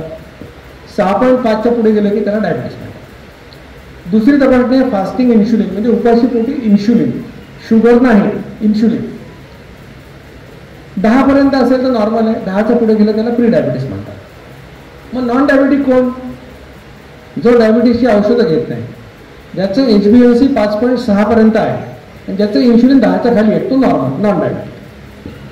प्री डायबिटिक कोण? जो डायबिटीसचं औषध घेत नाही पण ज्याचं HbA1c 5.7 ते 6.4 आहे किंवा ज्याचं इन्शुलिन 10पेक्षा जास्त, तो प्री डायबिटिक. आणि डायबिटिक कोण? एक तर डायबिटीसचं औषध घेतो किंवा ज्याचं HbA1c 6.5 किंवा त्याच्यापेक्षा जास्त, तो डायबिटीस. आता या हिशोबाने तुम्ही जर नॉन डायबिटिक असाल तर काय खाऊ शकता? जेवणाच्या सुरुवातीला फळ खा किंवा नट्स म्हणतो आपण, शेंगदाणे, ड्रायफ्रूट. खाणार असाल तर गोड पदार्थ खा जेवणाच्या सुरुवातीला. जेवणाच्या शेवटी गोड पदार्थ खाणं ही भारतीय पद्धत नाही. आपल्याकडे गोड पदार्थ हा मुख्य पदार्थ जेवणामधला असतो. आमरस पोळी असेल, श्रीखंड पोळी असेल, ही जेवणाचा मुख्य पदार्थ असतो, शेवटी खात नाही आपण. त्याच्यानंतर हे खाल्ल्यानंतर मोठी वाटी करून सॅलड खा. मोठ्या वाटीचा अर्थ काय, एक काकडी एक टोमॅटो तर चिरलं तर जेवढं तयार होतं तेवढं सॅलड खायचं. त्याच्यानंतर तेवढीच वाटी भरून मोड आलेलं कडधान्य किंवा खात असाल तर 2 उकडलेली अंडी. आणि सकाळी कडधान्य खाल्लं तर रात्री अंडी, असं करू शकता. आता ते कडधान्य कच्चे असू शकतं, शिजवून खाऊ शकता, तुमच्या पचनशक्तीनुसार खा. आणि हे 3 पदार्थ खाऊन झाले या क्रमाने की जेवढी भूक आहे तेवढं तुम्ही बाकीचे पदार्थ खाऊ शकता. पोळी भाजी वरण भात जे काय घरात बनलेलं ते खा, बाहेर खायचं तर बाहेर खा, काही प्रॉब्लेम नाही. पोट भरून जेवा, काही अडचण नाही. तुमच्या घरी समजा वडापाव आणले असतील, तुमचा वडापाव तुम्ही खाऊ शकता, त्या 55 मिनिटात खा. पण आधी हा सिक्वेन्स फॉलो करा. जेवणाची सुरुवात कधीही पोळी भाकरी भातानी करायची नाही, हा सिक्वेन्स फॉलो करायचा. आता तुम्ही प्री डायबिटिक किंवा डायबिटिक असेल तर काय करायचं, जेवणाच्या सुरुवातीला 4 बदाम 4 अक्रोड किंवा अर्धी मूठ शेंगदाणे खायचे. ते शेंगदाणे भिजवून भाजवून कशी जातात. त्याच्यानंतर मोठी वाटी भरून सॅलड खायचं.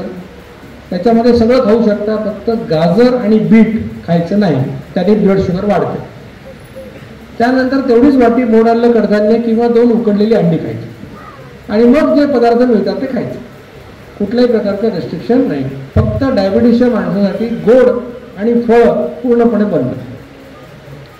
लक्षात आलं काय खायचं, नॉन डायबिटिक आणि डायबिटिक. आता 2 जेवणांच्या मध्ये जर भूक लागली तर काय करायचं. आता तुम्ही दिवसात 10 वेळा खाता, उद्या 2दा खायला लागा तर मानसिकदृष्ट्या डोकं दुखणे, थकवा येणे असं काहीतरी होईल.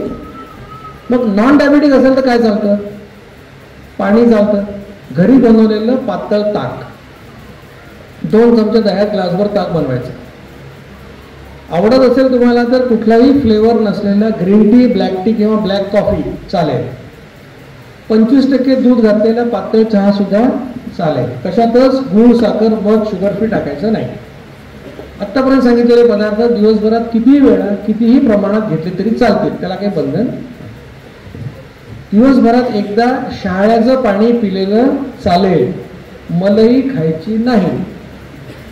लोकांचा जीव वर खाली होतो. 60 रुपयाचं चहा आणलं म्हणतात, मलई वाया कशी घालवायची. तुम्हाला सांगतो निम्मा भारत 3 शब्दांमुळे लठ्ठ झालेला आहे, वाया कसं घालवायचं. तुमच्या घरात बघा, रात्री जेवण झालं की आई म्हणते पोराला, ती पोळीचा डबा दाखव इकडे, किती पोळ्या शिल्लक आहेत. तो म्हणतो 2 पोळ्या शिल्लक आहे. तू उद्या शिळी पोळी खाणार आहे का, तो म्हणतो नाही खा. त्याला अर्धी सगळ्यांना वाटून टाक, फिनिश. मी नेहमी सांगतो की तुम्ही घरातल्या डस्टबिनची काळजी करता, पण शरीराचं डस्टबिन करा. मी तुम्हाला असं म्हणत नाही वाया घालवा, वाटीत काढून ठेवा, 55 मिनिटाचा वेळ ते जेवताना खा. दिवसभरात 1 टोमॅटो खाल्लेला चालतो.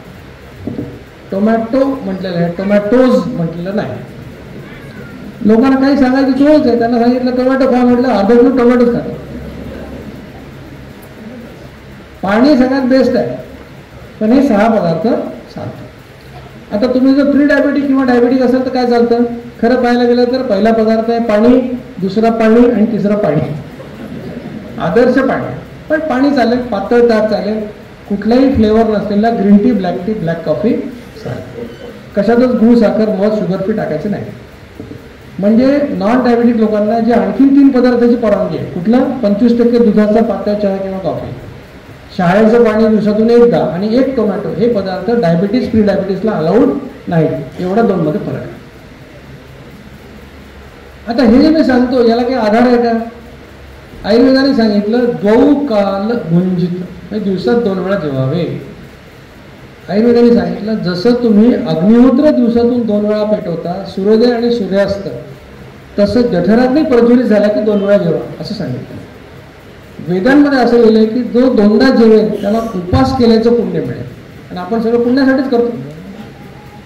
जैन धर्मामध्ये ब्यासना नावाची कल्पना आहे. ब्यासना म्हणजे काय, बे आसन. बे म्हणजे काय, 2 आसन म्हणजे बसा. 2 वेळा बसा, 2 वेळा जेवा. एकासना पण आहे, म्हणजे एकदा बसा एकदा जेवा. ते साधूंसाठी, सर्वसामान्य लोकांसाठी 2दा बसा 2दा जेवा. आणि मला जैन मुलींनी सांगितलं सर आम्ही जेवायला 48 मिनिटं वेळ दिलेला आहे.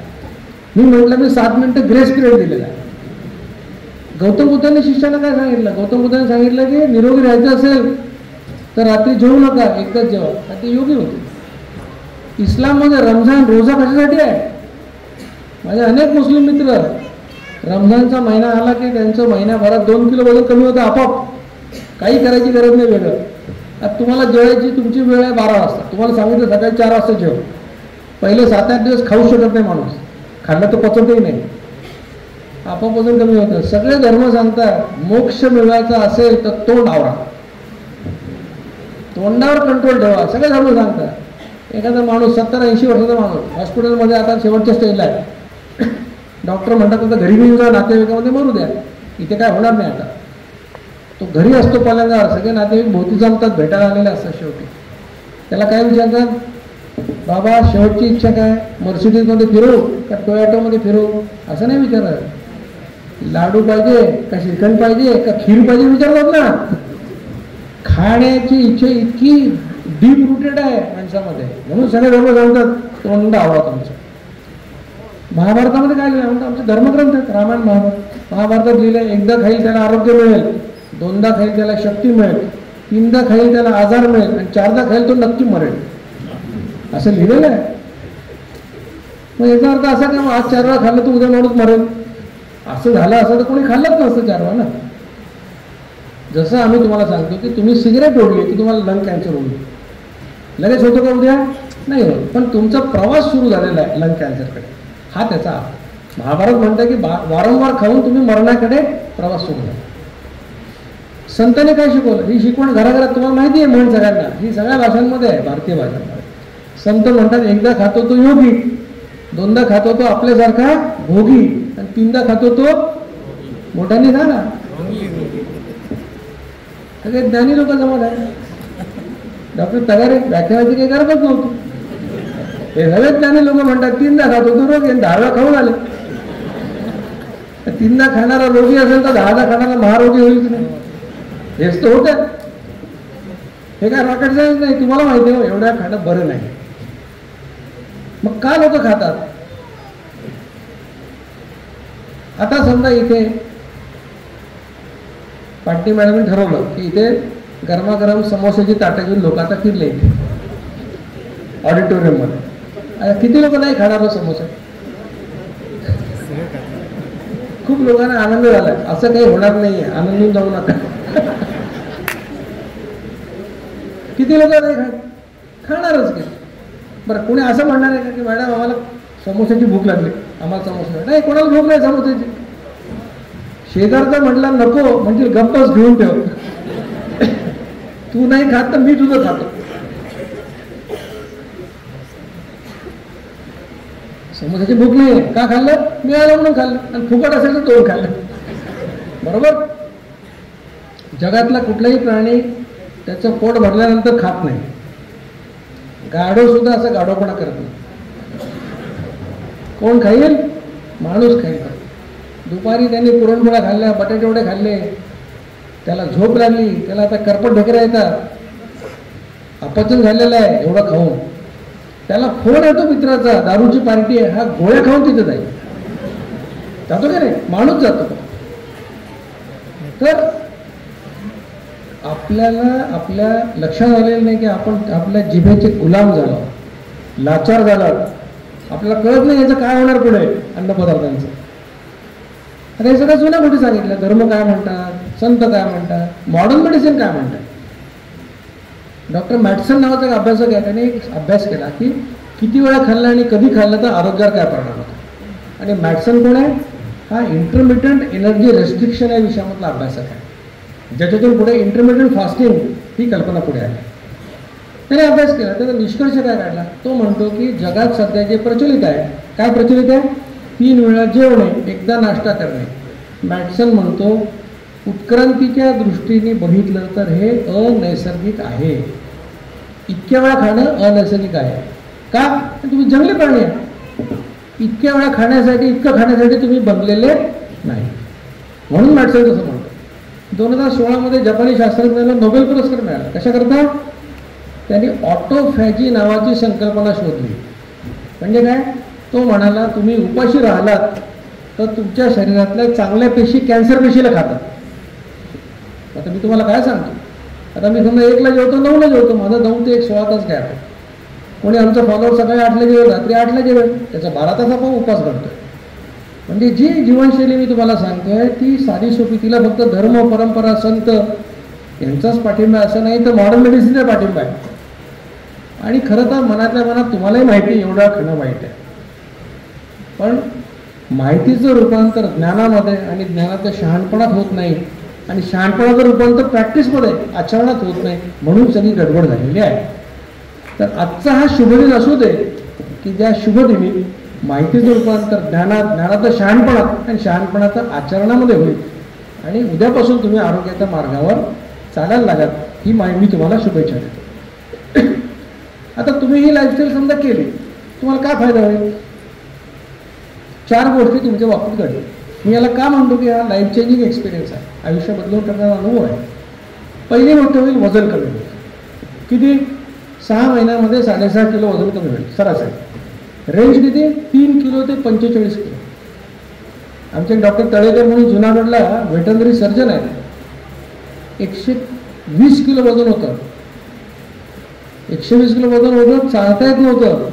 चालायला लागले की मांड्या घासायच्या, रक्त यायचं पाय. 59 किलो वजन कमी झालं 15 महिने. म्हणजे मोठ्या तळेकरांमधून छोटा तळेकर निघून गेला. आता 10 किलोने पळू शकतात, आयुष्य बदलून गेलं. दुसरं काय होईल? पोट कमी होईल. बाकी काही तुम्ही करा, जिमिंग, प्रोटीन पावडर खा, पहिल्यांदा गालफडत असतात. लोक विचारायला सुरुवात करतात, घरी काही प्रॉब्लेम, कामावर काही प्रॉब्लेम, इथे कोण विचारत नाही, कारण 1.5 इंच पोट कमी होईल. रेंज किती? 1 ते 4 इंच. आता तुमची समज साईज आहे XXL आणि तुम्ही गेले दुकानामध्ये ड्रेस घ्यायचा, दुकानदार काय म्हणतो? मॅडम 4 पीस आहेत, यातलं निवडा. आणि तुम्ही L साईज असाल तर 200 पीस आहेत. आयुष्य सुंदर होऊन जातं. मग काय? पहिलं वजन कमी होईल, दुसरं पोट कमी होईल, तिसरं HbA1c कमी होईल. मी काय सांगितलं? 5.6 पर्यंत नॉर्मल आहे. तुमचं समजा 5.5 आहे आणि तुम्ही हे 3 महिने केलं तर 5.2 होईल, आणखीन चांगलं. आणि चौथी गोष्ट होईल फास्टिंग, इन्शुलिन कमी होईल. जेवढं इन्शुलिन जास्त तेवढं तुम्ही डायबिटीसच्या जवळ. तुमचं 12 आहे समजा, तुम्ही 3 महिने केलं 9 वर आलं, आणखीन चांगलं होईल. आणि जर या 4 गोष्टी कुठल्याही जीवनशैलीमुळे घडल्या, कुठल्या 4 गोष्टी? वजन कमी, पोट कमी, HbA1c कमी, इन्शुलिन कमी, हे जर घडलं तर जगातला कुठलाही डॉक्टर असं म्हणू शकत नाही की आरोग्यासाठी वाईट आहे. त्याला मान्य करावं लागेल की आरोग्यासाठी हे चांगलं घडतं. पण तुम्हाला मी काय सांगतोय? कोणावरही विश्वास ठेवायची गरज नाही. पण जगात लोक अनेक जीवनशैली सांगतात, कोणावरही विश्वास ठेवायची गरज नाही, स्वतःच्या अनुभवावर विश्वास ठेवा. आणि अनुभव मिळायचा असेल तर प्रयोग करावा लागेल. विचार करून अनुभव मिळत नसतो. तुमच्या 100 वर्षाच्या आयुष्यातले 90 दिवस मला द्या, उद्या हे 4 गोष्टी मोजून बघा. वजन करा, पोटाचा घेर बघा आणि ब्लड टेस्ट करून 2 रिपोर्ट घ्या. 3 महिने मी सांगितलेलं फॉलो करा. 3 महिन्यांनी पुन्हा 4 गोष्टी बघा. आणि खरोखर जर मी सांगतो ते सगळं घडलं, 4 गोष्टी तुमच्या कमी झाल्या, तर स्वतःच्या अनुभवावर विश्वास ठेवा आणि मग याला लाईफस्टाईल बनवा. हे लोकांपर्यंत पोचवा, हे फार महत्त्वाचं आहे. म्हणजे तुमचा अनुभव तुम्हाला आला की तुम्हाला कळेल की हे कसं आवश्यक आहे. या जीवनशैलीविषयी अनेक शोधनिबंध प्रकाशित झाले. तुम्ही गुगलवर गेलात, डॉक्टर दीक्षित रिसर्च पेपर टाकून तुम्हाला बघायला मिळेल. म्हणजे मी जे काही बोलतोय ते माझी मतं नाही, हे मी पुरावे सांगतोय. शोधनिबंधातून प्रकाशित झालेले पुरावे सांगतोय. म्हणजे ते माझी मतं नाही, हे पुरावे आहेत. म्हणून तुम्ही जर पेपर वाचले तुम्हाला लक्षात येईल की ह्याच्यातून काय काय घडतं. तर जीवनशैलीमधून काय फायदे होतात ते तुम्हाला सांगितलं. आता ही जीवनशैली तुम्ही उद्यापासून करायचं ठरवलं तर अडचणी काय येतात? सगळ्यात पहिली गंभीर समस्या भारतामध्ये काय आहे? सकाळी उठल्याबरोबर जो मी साखरेचा चहा घेतो तो कसा सोडू, ही लोकांसाठी गंभीर समस्या आहे. लोकांसाठी जीवनामरणाचा प्रश्न आहे की मी चहाची साखर घालून चहा नाही पिला तर मरतो का काय? पण तुम्हाला एक सांगतो की साखरेचं व्यसन लागतं, गोड पदार्थाचं व्यसन लागतं. तुमच्या घरात डायबिटीसचा पेशंट आहे आणि त्याला बिन साखरेच्या चहाची सवय असते. त्याला चुकून तुम्ही साखरेचा चहा दिला तर त्याला मळमळ, बरोबर आहे का? त्याची सवय गेलेली, तुमची पण जाईल. याला फक्त 8 दिवस लागतात. तुम्हाला जो जीवनामरणाचा प्रश्न वाटतो तो 8 दिवसाच्या निर्धाराचा प्रश्न आहे. म्हणून मी तुम्हाला काय सांगतो की हे जगन्नाथाचं व्रत आहे. हे 8 दिवस करा. बिन साखरेचा चहा 8 दिवस प्या. 9व्या दिवशी साखरेचा चहा आवडत नाही. पहिला प्रश्न मिटला.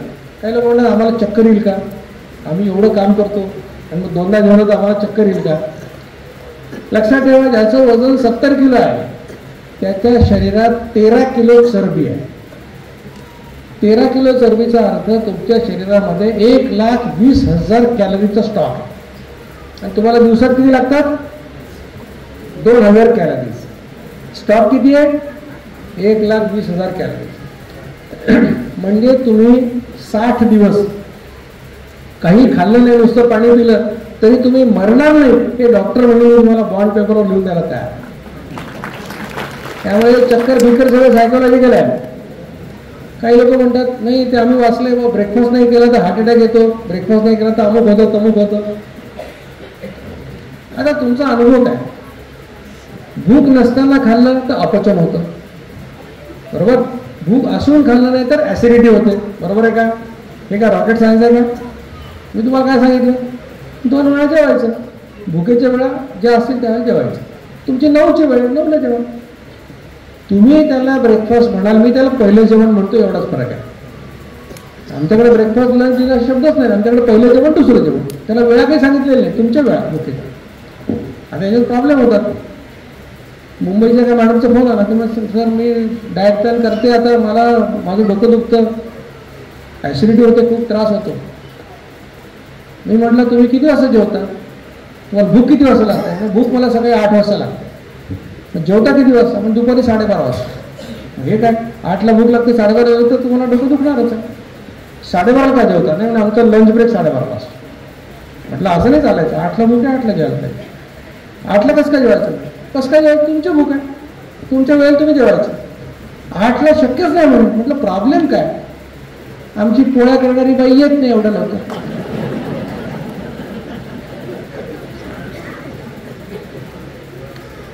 मी म्हटलं मी येऊ का, मी रिकामा असतो. तुम्ही बुद्धिमान लोक आहेत हो, तुम्हाला मी तत्व सांगितलं.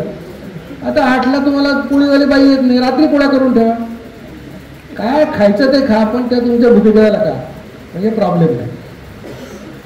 म्हणजे ब्रेकफास्ट करू नका असं म्हटलेलं नाही, काही सोडा असं म्हटलेलं नाही. भुकेच्या वेळेला जेव्हा म्हणजे नॅचरल आहे ते सांगितलं. काही लोक म्हणतात की आम्हाला गोळ्या घ्यायच्या असतात, ब्लड प्रेशरची गोळी आहे, कोणाला कुठल्या गोळ्या असतात. आता काय, जी थायरॉइडची गोळी असते, बऱ्याच महिलांना आता 40 नंतर हायपोथायरॉइडिझम झालेलं आहे, त्यांना ते थायरॉइडची गोळी असते. ती गोळी डॉक्टरने सांगितलं की उठल्या ती गोळी खायची. ती गोळी तशीच घ्या, या लाईफस्टाईलमध्ये काही अडचण नाही. आता इतर गोळ्या असतात दिवसातून एकदा किंवा 2दा असतात. तर काही लोक मला सांगतात नाही सर आम्हाला ब्लड प्रेशरची गोळी डॉक्टरने सांगितलं की चहाच्या बरोबर 2 बिस्किटाबरोबर घ्या. कोणती बिस्किटाबरोबर घ्यायला सांगितली, मारीची बिस्किट का गुड्डेची बिस्किट कुठली, नाही तसं नाही म्हणलं. म्हटलं जरा तो प्रसंग आठवून पहा. डॉक्टरने तुम्हाला सांगितलं ही गोळी सकाळी घ्या ब्लड प्रेशरची. तुम्ही विचारलं चहा बरोबर घेऊ का, ते म्हणे घ्या. तुम्ही विचारलं 2 बिस्किट खाऊ का, ते म्हणे खा. त्यांनी नाही सांगितलं, तुम्ही विचारलं म्हणून ते. बरं आता ब्लड प्रेशरची गोळी दिवसातून तुम्ही एकदा घेता असा, याचा अर्थ काय, ती 24 तास काम करते नाही का. 24 तास काम करते म्हणून एकदा देतात. 12 तास काम केलं 2 वेळा द्यायला लागते. 8 तास काम करत असेल 3दा द्यायला लागते. मग एकदाच गोळी असेल तर 24 तास काम करते. मग ती 8ला घेतली काय, 9ला घेतली काय, 10ला घेतली काय फरक पडतो. उपाशीपोटी घ्यायची असेल तर पहिल्या जेवणाच्या आधी तुम्ही त्यांनी सुरुवात करा आणि बाकीचं का. त्या गोळ्या घ्यायला काही अडचण नाही. आता समजा गंभीर आजार झाला काय, हॉस्पिटलला ॲडमिट झाला, मग डाएट प्लॅन सोडून द्या 8 दिवस, बरे व्हा, मग चालू करा. तर कुठलाही डाएट प्लॅन हा आयुष्यापेक्षा मोठा नाही आहे. ते झालं की करा, म्हणजे गोळ्या घ्यायचा काही प्रश्न. जेवणात पदार्थ कसे खायचे ते पण तुम्हाला मी सांगितलं. बऱ्याचशा अडचणी तुमच्या मी या सॉल्व्ह केलेल्या आहेत. तुम्हाला काही लोकांना पॅम्पलेट मिळालेत का, बाहेर जे टेबल आहे त्या टेबलावर. पण तरीसुद्धा मला असं वाटतं की मी तुम्हाला एका माझ्या कोऑर्डिनेटरचा नंबर देतो, तो तुम्ही लिहून घ्या. म्हणजे काय होईल की तुम्हाला डायबिटीसच्या लोकांना त्याचा उपयोग होईल. डायबिटीसचे लोक ज्यांना वजन कमी करायचं ते लोक, त्यांना त्याचा नक्की उपयोग होईल.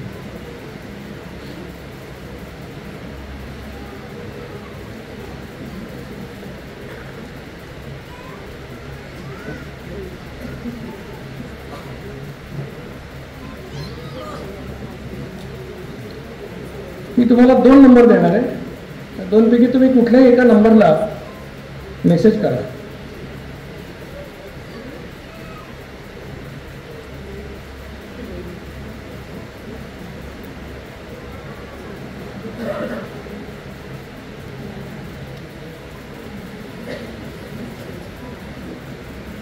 आहे वंदना जोशी यांचा नंबर आहे. प्रत्येक आकडा एकदा म्हणणार आहे म्हणजे मग कन्फ्युजन होणार नाही. 9 3 7 2 1 0 7 7 8 4.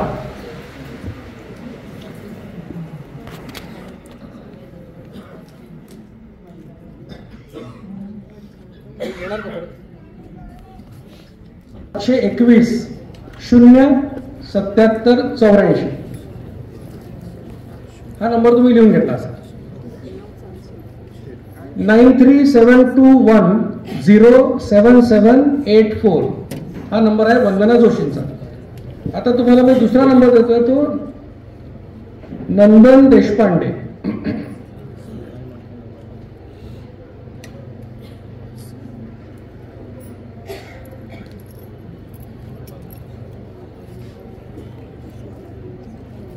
नंबर लिहून घ्या. 9 3 2 2 2 6 0 8 6 6. 93 222 60 866. 9322 60866 आपण लिहून घेतला असेल. यांच्यापैकी कोणालाही तुम्ही मेसेज करायचा आहे की मी येवल्यामधून अमुक अमुक आणि मला लाईफस्टाईल फॉलो करायची आहे, मला मदत करा, ते तुम्हाला रिपोर्ट करायला सांगतील. येवल्यामध्ये मेट्रोपॉलिसची लॅब आहे का? बरं. तर तुम्हाला मला वाटतं नाशिक आणि औरंगाबाद दोन्ही जवळपास सारखंच आहे. नाशिकला आपलं डायबिटीज रिव्हर्सल सेंटर आहे, जे कॉलेज रोडला मॅग्नम हॉस्पिटलच्या बाजूला गजानन ॲनेक्स नावाची बिल्डिंग, त्याच्या 5व्या मजल्यावर आपलं सेंटर चालतं. रोज 4:30 ते 8:30 या वेळेमध्ये सोमवार ते शनिवार हे सेंटर चालू असतं. तिथे तुम्ही जर नाशिकला जात असाल तिथे तुम्हाला सल्ला घेता येईल. औरंगाबादला आपलं सेंटर छत्रपती संभाजीनगर, तिथे आपलं सेंटर हे 2 दिवशी चालतं. एक सेंटर आहे ते बुधवार आणि एक गुरुवार. तर महानगरपालिकेचे जे 2 दवाखाने आहेत, एक सिडको N8चा दवाखाना आहे, एक क्रांती चौकाचा दवाखाना आहे. या 2 दवाखान्यामध्ये दुपारी 2 ते 4 या वेळेमध्ये केंद्र चालतं. तिथे देखील तुम्ही जाऊ शकाल. तिथे HbA1cची तपासणी कॉर्पोरेशनतर्फे फुकट करण्यात येते. तुम्ही जर औरंगाबादला असाल तर ते तुम्हाला सोयीचं असेल तिकडे जा, नाशिक असेल तर नाशिकला जा. पण ज्या लोकांना डायबिटीस आहे त्यांनी नक्की या सेवेचा फायदा घ्या. कारण तुम्ही जर हे केलं तर मी जे सांगितलं सुरुवातीलाच की 50% लोकांची औषधं नक्की बंद करू शकेल. पण त्यासाठी तुम्ही प्रयत्न करणं आवश्यक आहे. घोड्याला पाण्यापर्यंत नेणं हे माझं काम आहे. घोड्यानेच पाणी प्यायचं आहे आणि घोड्याने पाणी नाही पिलं तर त्या पाण्याचा काही उपयोग नाही. म्हणून तुम्ही सगळ्यांनी काही यावं अशी माझी अपेक्षा आहे. 2019 डिसेंबरला मोदीजींनी मला दिल्लीत बोलावलं. पंतप्रधान कार्यालयाचे सर्व कर्मचारी, ज्याच्यात त्यांच्या ड्रायव्हरपासून त्यांचे चीफ सायंटिफिक ॲडवायझर सगळे लोक होते, त्यांना 2 व्याख्यानं दिली.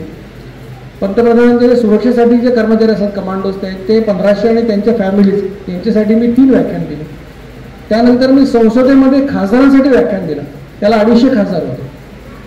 म्हणजे कदाचित मी बहुतेक असं एखादाच डॉक्टर असेल की ज्यांनी पार्लमेंटमध्ये व्याख्यान दिलंय खासदारांसाठी. त्यानंतर माझी मोदीजींची भेट झाली. त्यांनी मला 15 मिनिटं सगळं ऐकून घेतलं, समजून घेतलं. त्यानंतर 5 महिन्यांनी दैनिक भास्करमध्ये एक बातमी छापून आली. पत्रकारांनी मोदींना विचारलं की तुमचा डाएट प्लॅन काय आहे. त्या बातमीचं शीर्षक असं आहे, PM मोदी का डाएट प्लॅन, दिन में 2 बार भोजन, हर बार 55 मिनिट में पूरा करते हैं खाना.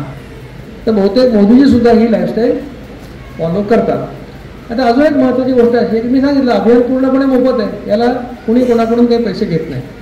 या अभियानाची काही पुस्तकं आहेत, जसं म्हटलं विना सायन्स वेट लॉस आणि मधुमेह मुक्ती, हे पुस्तक इंग्रजी, मराठी, हिंदी, गुजराती, तेलुगू, कन्नड या भाषांमध्ये आहे. आम्ही परवाच पुस्तक प्रकाशित केलं यशोगाथांचं, ज्या 91 लोकांनी आपला डायबिटीज रिव्हर्ट केला औषध न घेता. त्याचं मराठी आणि इंग्रजीमध्ये पुस्तक आहे, ते देखील तुमच्यासाठी मी ते आणलं आहे. ही सगळी पुस्तकं अवेलेबल आहेत. ही पुस्तकं तुम्ही विकत घेऊन वाचू शकता. ज्या लोकांना असं वाटतं तुम्हाला की यांचा डायबिटीज गेला पाहिजे, यांचं वजन कमी झालं पाहिजे, त्या लोकांना गिफ्ट करा. कारण या पुस्तकातून जे पैसे येतात हे सुद्धा अभियानासाठी आम्ही वापरतो, त्याचा चांगल्या कामासाठी उपयोग होईल. तर तुमची मदत. तिसरी गोष्ट महत्त्वाची म्हणजे डॉक्टर दीक्षित डाएट नावाचं यूट्यूब चॅनल आहे. सगळ्यांकडे मोबाईल आहे की इंटरनेट आहे का सध्या अवेलेबल का नाही आहे, डाटा आहे कनेक्शन, त्याच्यामध्ये गुगलवर जा किंवा यूट्यूबवर जा आणि डॉक्टर दीक्षित डाएट असं टाईप करा. ज्या ज्या लोकांकडे मोबाईल आहे त्यांनी काय करा, डॉक्टर दीक्षित डाएट असं यूट्यूबवर जा आणि ते टाईप करा. ज्याचं कोणी झालं त्याने हात वर करा म्हणजे कळेल किंवा तिथपर्यंत तुम्ही आला. यूट्यूबवर डॉक्टर दीक्षित डाएट टाकलं ते आलं. त्याच्यामध्ये एक चिन्ह आहे की एक माणूस पळतोय, आडोर नावाचं येलो ह्याच्यामध्ये एक माणूस पळतोय. हां, त्या चॅनेलवर जाऊन त्याला क्लिक करा आणि त्याला सबस्क्राईब करा. का सबस्क्राईब करायचं? दर मंगळवारी आणि गुरुवारी, मंगळवारी आणि शुक्रवारी मी 2 व्हिडिओ तिथे टाकत असतो. आणि ते व्हिडिओ 2-2 तासाचे नसतात, 7 मिनिटाचे असतात. त्याच्यामध्ये लोकांच्या यशोगाथा, त्याच्यामध्ये जर लोकांच्या अडचणी किंवा कोणी म्हणालं मला ॲसिडिटी मी कसं काय करू, त्याची उत्तरं त्यात दिलेली आहेत. जवळपास 280 व्हिडिओज त्याच्यामध्ये आहेत आणि 68,000 लोकांपेक्षा जास्त लोक त्याचे फॉलोअर्स आहेत, सबस्क्रायबर. त्याला सबस्क्राईब करा म्हणजे तुम्हाला ही माहिती मिळत राहील. त्याच्यामध्ये प्रत्येक व्हिडिओच्या शेवटी एक नंबर दिलेला आहे, व्हॉट्सअप नंबर. तो नंबरवर तुम्ही संपर्क, जसे मी 2 नंबर दिले, त्या 3ऱ्या नंबरला देखील तुम्ही संपर्क करू शकता त्यातून देखील. आणि हे शेअर करा लोकांना, हे चॅनलची जी माहिती शेअर करा लोकांना, कारण नॉलेज इज पॉवर. आज जगामध्ये परिस्थिती फार भयंकर आहे. आपल्या देशामध्ये 12 कोटी लोकांना डायबिटीस आहे, त्यापैकी 6 कोटी लोकांना माहीत नाही त्यांना डायबिटीस आहे. जितक्या लोकांचे आम्ही पाय कापायचे ऑपरेशन करतो त्यातले 50% लोक डायबिटिक असतात. जितक्या लोकांची दृष्टी जाते ते 50% लोक डायबिटिक असतात. तुम्ही नुसतं मेटफॉर्मिन 500 मिलीग्रॅम सकाळ संध्याकाळ गोळी खाल्ली तर 300 रुपये महिन्याला खर्च येतो.